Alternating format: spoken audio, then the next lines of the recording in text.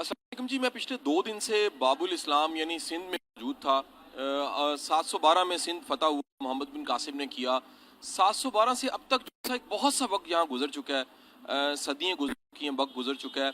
और वो एक बहुत बड़ा इनकलाब जब ये सिंध फतह हुआ है और मोहम्मद बिन कासिम ने इस्लाम का झंडा यहाँ गाड़ दिया। आज उससे कई 100 साल बाद मेरा ज़िंदगी में जो आना हुआ है यहाँ पर, पहली दफ़ा मैं लाड़काना में आया हूँ। और मुझे खुशी हुई जान के लाड़काना वो सिंध का शहर है, इलाका है जो लीडर्स की वजह से बड़ा मशहूर है। इसने लीडर्स दिए।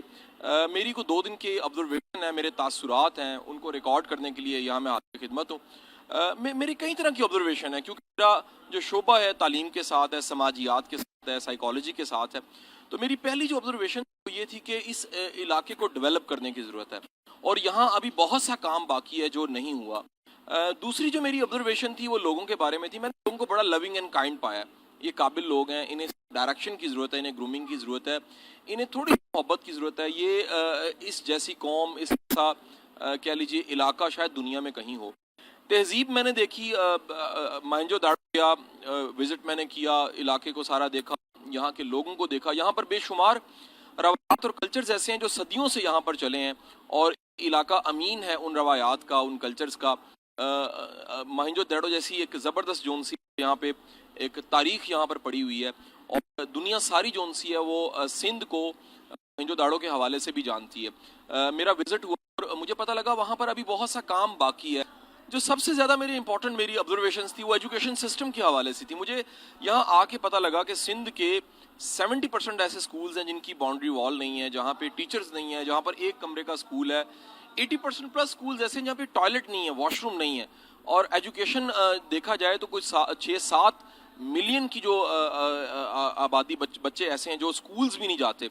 इस हवाले से मेरा बड़ा दिल दुखा। साथ ही साथ में मैं इस हवाले से बड़ा पशेमान हुआ कि स्टेट अपना रोल प्ले यहाँ पर नहीं कर रही। एक सिंध गवर्नमेंट को जो बहुत काम करने चाहिए, इतना बार ये हुकूमत में आने के बावजूद भी यहाँ पे डिलीवर नहीं कर सके।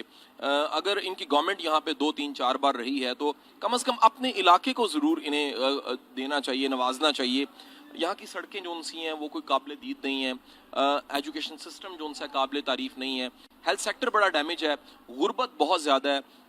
लोग जो से हैं वो फ्यूडल सिस्टम में जो एक वडेरे का निज़ाम है उसका बहुत ज़्यादा शिकार हैं।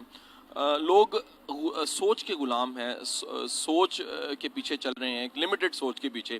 दुनिया जो तरक्की कर गई है, दुनिया का जो विज़न है उससे बहुत पीछे हैं। काबिलियत के बावजूद, अच्छा होने के बावजूद, पैट्रियाट होने के बावजूद, तब्दीली चाहने के बावजूद उनके पास बेबसी है, वो कर नहीं पा रहे, कुछ डिलीवर नहीं कर पा रहे। साथ ही साथ में ये एक मेरी बड़ी ऑब्जर्वेशन थी कि यहाँ पर कतई कोई रवाज नहीं है, कोई इल्मी मजालिस का, कोई फ़िक्री मजालिस का। और ये मेरा ख्याल है कि शायद मेरा अंदाज़ा है, इसके जो ऑर्गेनाइजर्स हैं मेरे साथ मौजूद हैं इस बात की शायद गवाही देंगे कि यहाँ इस तरह की शायद को मजलिस भी पहली बार हुई है। इससे पहले यहाँ पर नहीं हुई। हमारा पाकिस्तान के कई ऐसे इलाके हैं जहाँ पे इल्म, फ़न, शायरी, फ़नून लतीफ़ा, उसकी बेशुमार मजालिस अवेलेबल हैं। और मैं अक्सर ये कहता हूँ कि जो दानिश्वर होता है वो सोसाइटी का फेफड़ा होता है, वो सांस लेने के लिए मावन और मददगार होता है।